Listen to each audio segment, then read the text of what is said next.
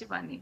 But given his background, maybe we did want a little bit of theatrics and everything when we're looking at, this entire scene playing out. Let me introduce the information that was in fact coming our way. Actress Sanam Shetty has now spoken on Vijay's oath-taking ceremony today. She said that a son of Tamil Nadu will be taking oath on Mother's Day and that she expects a better Tamil Nadu tomorrow. Let's in fact play out that statement. Good morning, India. Today I stand here for our beloved Talapati Vijay sir. Today, on the eve of Mother's Day, our true son of Tamil Nadu is taking office, our people CM, Talapati. I don't think there is anyone who hasn't heard of our Vijay sir. And today we really happily, wholeheartedly take pride in witnessing the swear-in ceremony of our Vijay sir, because it's not been easy. It's not been easy at all. It's been a grueling 2 years, and even after winning the majority, even after creating a historic moment, even after breaking all earlier barriers, which nobody has ever been able to do in Tamil Nadu, one man demolished the entire system. And yet, the grueling past week of political dynamic shifts that's happened in Tamil Nadu hasn't allowed us to sleep peacefully. Today, we are going to sleep peacefully, dreaming of a better tomorrow, dreaming of a better Tamil Nadu in the safe hands of our beloved Talapati Joseph Vijay sir. All right, Joseph Vijay sir. Mr. Lakshman, if I can rope you into the conversation again, I want to understand from your perspective, a deadline of May 13 has been set for the floor test. Do you believe that that will go off peacefully now that everything has been settled? Absolutely. I mean, both AIDMK and DMK will not be wanting to be seen as a spoiler at this stage. And anyway, he's been officially, so to speak, has been granted permission, again in courts, by DMK and AIDMK about 6 months of honeymoon. That any chief minister will get, and new chief minister, Vijay, will definitely get. But the fact that the people's mandate is such huge in his favor itself guarantees his safety. Besides, there is every possibility that there could be desertions from within the Dravidian ranks. And the most susceptible party seems to be AIADMK, which has been witnessing conversations and fissures within the party. So there could be some people who might leave AIDMK and join TVK. Either they resign and seek fresh elections, or 2/3 majority breaks out and joins. So on the stability part, I have absolutely no doubt. And also Vijay's the way he shifted the political landscape of Tamil Nadu, there could be some permanency to it because of the slow and gradual deterioration in the Dravidian ranks. Both the parties, but DMK is still able to hold on to a bit of its strength. But AIDMK is the one which is going to give opposition space, which is up for grabs. So on all these accounts, I don't see any problem for Vijay in the initial run-up to his governance. Okay, and about those ministerial berths that we are talking about, do you believe that there is a lot of talk going on that Congress will get 3, they have 5 people, they'll get 3 in this alliance, and a lot of speculation regarding how people are going to look at these ministerial berths being given out and what portfolios can be held by them, sir? There will be lots of pulls in, and because it is on the basis of support of the initial movers like Congress and even a 2-party like VCK, which has held the government formation to ransom. So obviously they will get their pound of flesh. In the initially, Vijay will have to succumb and give in, but as the time progresses, I'm sure he's going to have his say in everything that matters. Maybe within 6 months, we'll see a different Vijay, a more politically savvy and a person who's just learning the ropes of governance and politics. Absolutely. Thank you so much, Mr. Lakshman, for taking out your time and for speaking to NewsX. We appreciate it. Let me, in fact, go back to Mr. Vijay and for his, perspective. So we have been talking since morning about how Vijay can actually get, the experience to run a government. We have seen, you talked about MGR, you talked about Jayalalitha. They had some kind of political ladder that they climbed and then they got the votes. Here we are seeing a star. Last year he announced the party and now he is the chief minister. Obviously a very, very big or huge shoes that he has to fill in when we're looking at stalwarts from the DMK or the AIADMK. But do you believe that he needs to have experience on his hands as well in order to run a good government? Shivani, I think there are four interesting points here. One is, he's going to focus, he's going to make a game plan. He has to have a vision in terms of what he wants to do in the first 100 days. Because he's come purely on the people's mandate, right? He's this votes which he's got purely on his charisma, purely on his star power. Now he has to convert his star power into political power, right? He will obviously learn along the way. What's also important for him is to first control expectations immediately.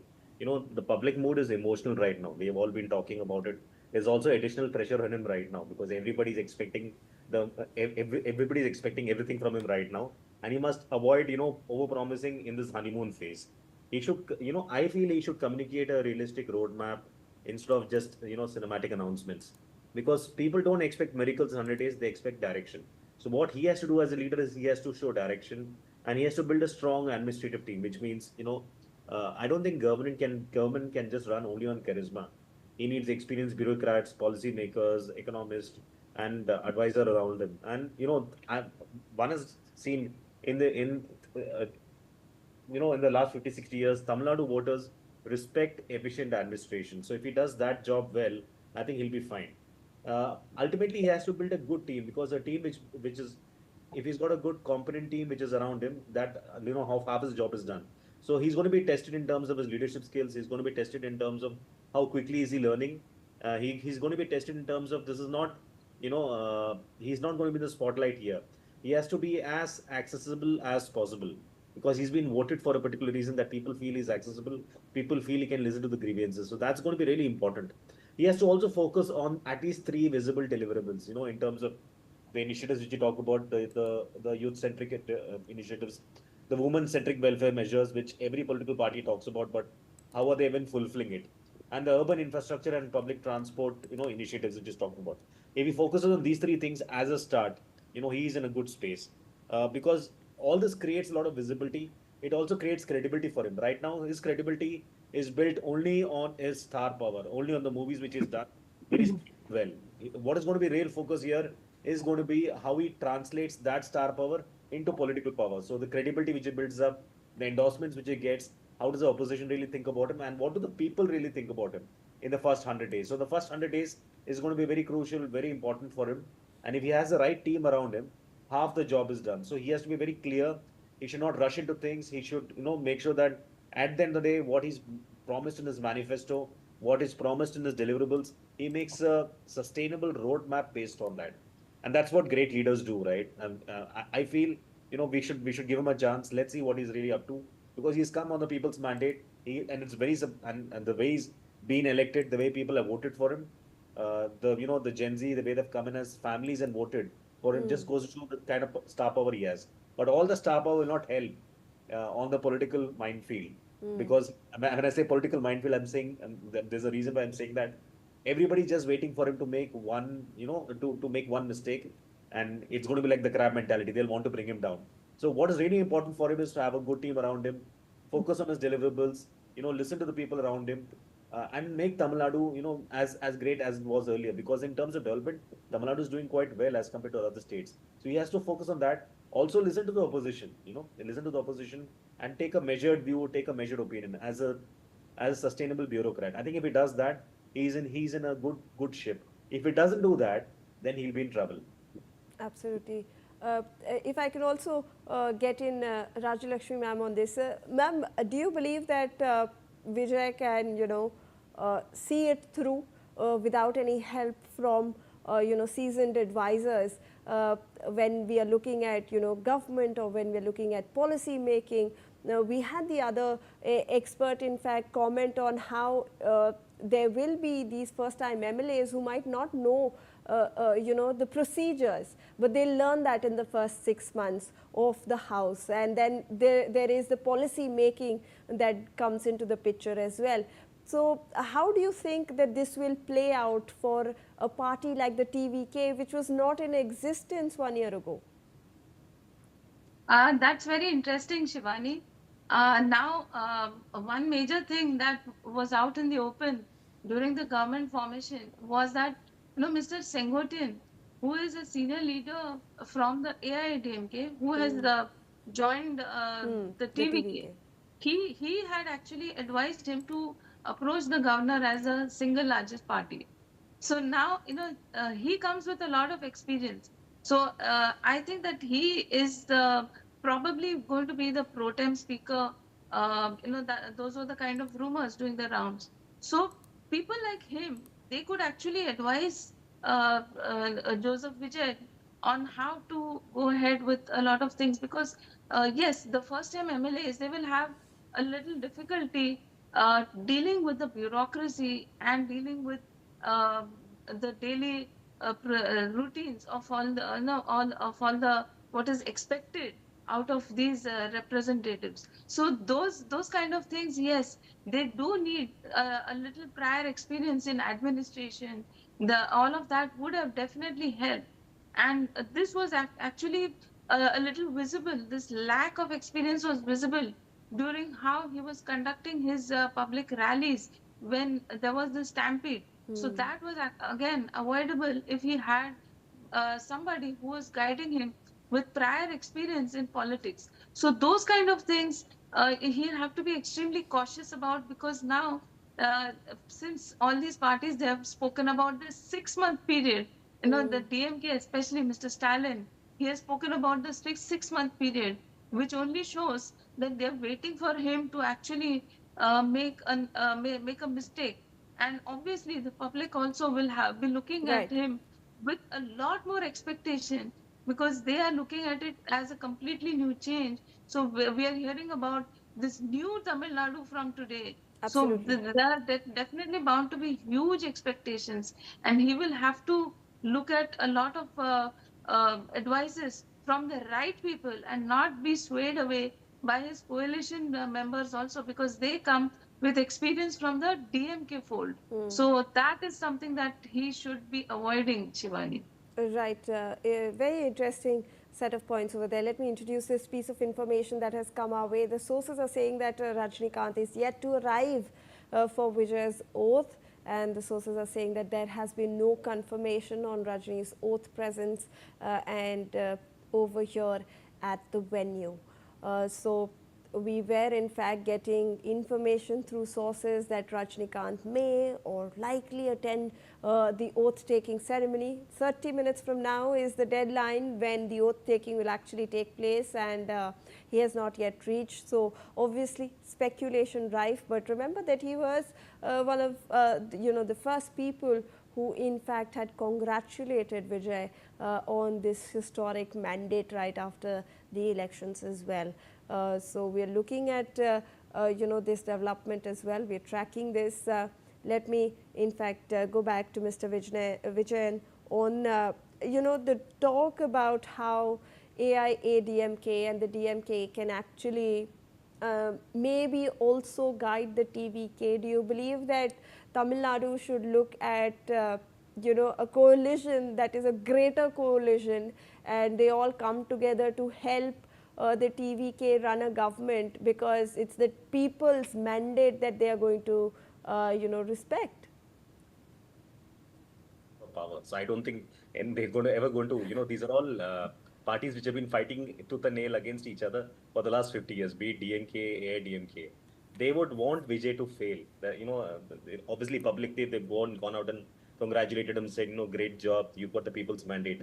They've got to give a very diplomatic tone to it. But I'm sure they're waiting for one false step which he takes. So the first 6 months is going to be very crucial for Vijay because he's won it purely on his terms, purely on, he didn't go out and have a coalition with other parties. He's done it purely on his star power. Now he has to translate that star power into political power. Now the other parties, they would not want a situation where we talk about headlines like this is a new age of democracy. Gen Z has voted for him.